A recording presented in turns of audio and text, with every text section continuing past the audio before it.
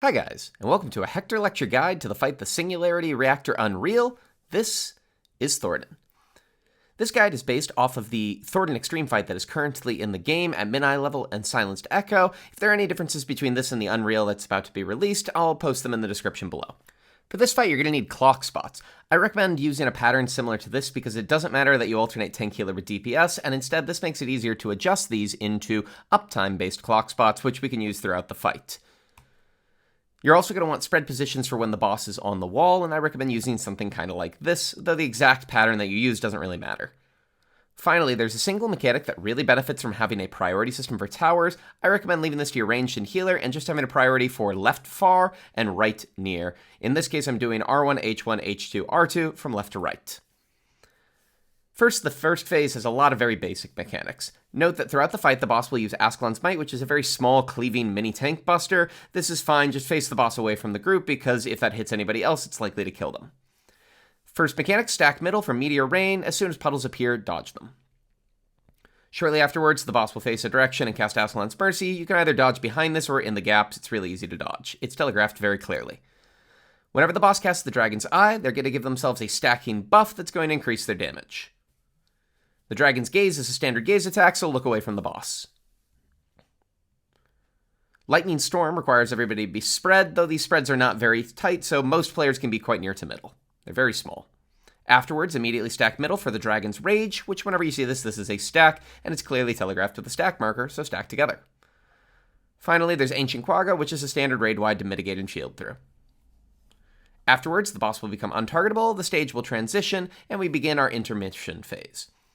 To start this, everybody should stack due middle, and in a second, every player is going to be chained to another player, and you're going to start to see fire puddles. As soon as these appear, every player should run out to the edge of their clock spot. These will naturally dodge the fire puddles that will chase a couple of the players, and will break all of the chains. Adjust a little bit away from each other if your chain still remains unbroken.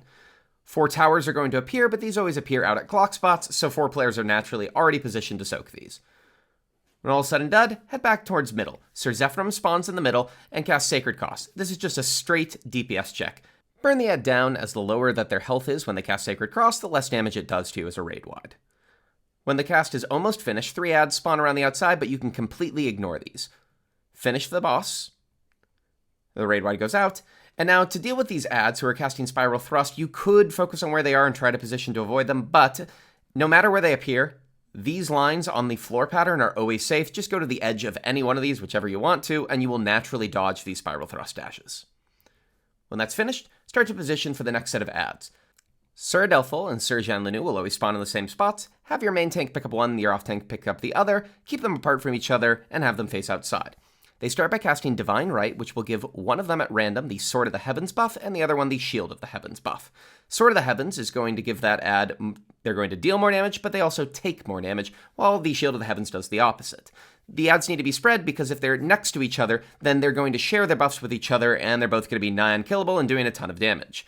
If you have them spread out, immediately have your group focus down the Sword of the Heavens ad. They'll start to cast Holy Blade Dance, which are tank busters, and whoever's tanking the Sword of the Heavens ad needs to watch out. This is going to do a lot of damage. Make sure to mitigate this heavily, or potentially even invuln it. Right about the time that you've nearly killed the first ad, you should see that one of your DPS is going to get targeted with a blue dive bomb marker. This does heavy damage on them and proximity damage to the other players that are near to them, so they should take this as far as they can away north.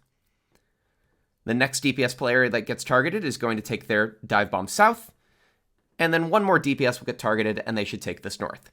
Focus down the final ad while you're doing this. The ad's now only going to go a rotation of 2 casts, Holiest of Holy, which is a raid-wide, and Holy Blade Dance, which is a tank buster, as we've seen. When both ads are dead, start to stack up due middle again. For this next mechanic, just like the previous time, we stack due middle, and when it's time to move, we all run to the edge of the arena at our clock spots, just like we did the last time. Wait till the ads appear. 3 of them will tether with players, but don't move yet. Wait until you see these void puddles appear underneath you. As soon as you see these, immediately run out towards the edge. What's happening is 3 players are tethered and are going to get the ads dashing towards them. The other 5 players are targeted with these tracking ice puddles that are going to drop. By running out to our clock spots, we dodge the void puddles in middle, and we naturally spread out these attacks so nobody gets hit. All of this is going to go off at the same time. Wait a second for the void puddles to disappear, and now run towards middle. There's going to be a knockback from middle, so position so you're not getting knocked back into an ice puddle. When that's done, all that's left are comet circles and meteor circles. Now, these are essentially a DPS check. The comet circles should be taken down first as their damage goes off first. Be aware that you don't need to actually break every single comet circle. You can survive one explosion of them, but you need to take down at least 7. At the very end, when all the comet circles are down, focus the meteor circle. While you're damaging these, some of the players are going to get targeted with these markers here. They're going to have meteors drop down on them, and they just need to stay roughly spread from other players as it does splash damage. Be aware as well that there's going to be an ad that's going to be doing sort of this wave earthen attack. Just make sure that you're not stood in this. The AoEs are very well telegraphed. Focus down the comet circles, and then the meteor circle, and stack together ready to mitigate and heal through the ultimate attack. The boss will hit with several small weak attacks that do a light knockback, heal and shield through these, and then finally, all of the ads together are going to help the boss to perform ultimate end as a raid-wide. Make sure to heal and mitigate this. For the second phase, start by pulling the boss a slightly further south and facing them out towards the edge. The boss will cast Dragon's Eye, and from now on, every time this is cast, in addition to getting the next buff, the boss is also going to spawn this giant eyeball somewhere around the arena. From now on, anytime that there's a gaze attack, you need to look away from both the boss and the eyeball, as they're both not safe. We now get our first combo during the second phase. One of the healers is going to get marked with this green marker. They're about to get jumped on, and they're going to be targeted with sort of a wild charge line stack. What we need to do is have them be the furthest player away from the group, everyone else stacked in between them and the middle of the arena, with the off-tank nearest to middle. The player will get jumped on, and that healer is going to be stunned. They can't move, they can't cast. Everyone else needs to prepare as you're about to get this spear thrown at you, a la a particular cutscene. The main tank will be targeted with Heavenly Heal, so they need to be making sure that they've got heavy mitigations on. Right about halfway through, the Light Spear is going to attack.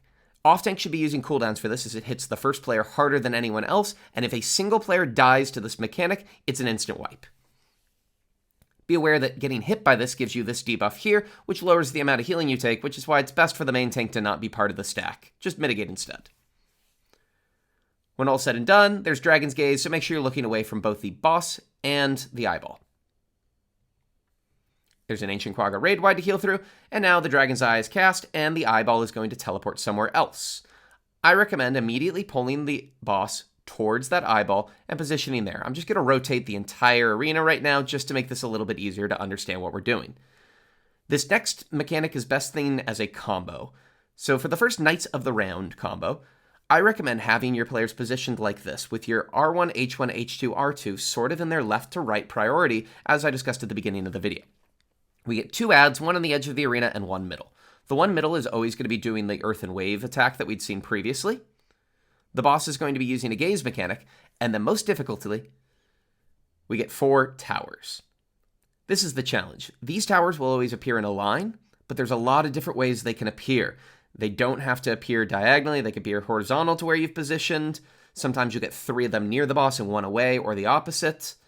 And sometimes they're in a vertical line in line with where the boss and the eyeball are. As a way of trying to deal with any of these patterns so that you always have at least one player soak them, most of the time we leave these to the healers in the range so the melees can keep their uptime. We use our left-right priority. So from left to right, R1, H1, H2, R2. This works for the vast majority of patterns. You just need to make sure you look where all the towers are and don't commit to one tower until you're certain you're in the right one. The only pattern this doesn't work well for is when you get the vertical line of towers, but for this we use the same priority, but now R1 takes the furthest tower, followed by H1, followed by H2, and most of the time this means one of the towers is in melee range, so we can just leave that to a tank or melee, and your caster R2 can just ignore it. While positioning your towers, make sure you avoid the first Earthen Wave from the ad in middle, and you're looking away from the gaze both from the boss and the eyeball. Main tank beware, you need to look sideways here. The first Earthen Wave will go off at the same time that the gaze goes off, and then dodge the second Earthen Wave while remaining in the tower as they go off at the same time. Finally, you get Void Bundles under every single player, but you don't really need to worry about these. Just dodge them while also avoiding the third Earthen Wave.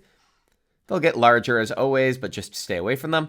Finally, when they disappear, everybody should run middle as there's going to be Dragon's Rage stack targeting one player. Everybody needs to be positioned middle for a knockback from the remaining ad. As long as you're all middle, you'll all get knocked back together. You can move the stack a little bit closer to the bots to get uptime, but stay stacked, ready for the stack to go off. Dragon's Eye is cast and the eyeball teleports away. but we don't need to move the boss this time as the eyeball's not involved in the next combo. For the second Knights of the Round combo. This time we get an ad that appears around the outside. This ad is going to cast Spiral Thrust through the middle of the arena, so we need to make sure that whenever we're doing things at the end, we are not in line with this ad. Start by spreading for Lightning Storm. When these spreads go off, immediately afterwards, one player is going to get targeted with a dive bomb marker, and another player targeted to an ad in middle. All we need to do is have the main tank immediately move the boss so they're not in line with the ad that's going to dash through middle, that Spiral Thrust ad, and the Tether and the blue dive bomb player just need to go away. They don't have to go directly opposite if they don't want to, but they should be spread from each other and not so close as to hit everybody else who can stack on the boss, ready for a Dragon's Rage stack. As long as you're positioned like this, you should take minimal damage and be fine. If it's a melee that's targeted with either of the other two markers, you might want to try to see if you can sneak them closer, but beware, it makes it more likely you might kill someone else. There's a Heavenly Heal Tank Buster to mitigate through, and then the Dragon's Eye is cast, and the eye teleports again. You want to pull the boss in front of this eyeball, as the eyeball will be involved in a gaze. The third Knights of the Round mechanic is going to get cast.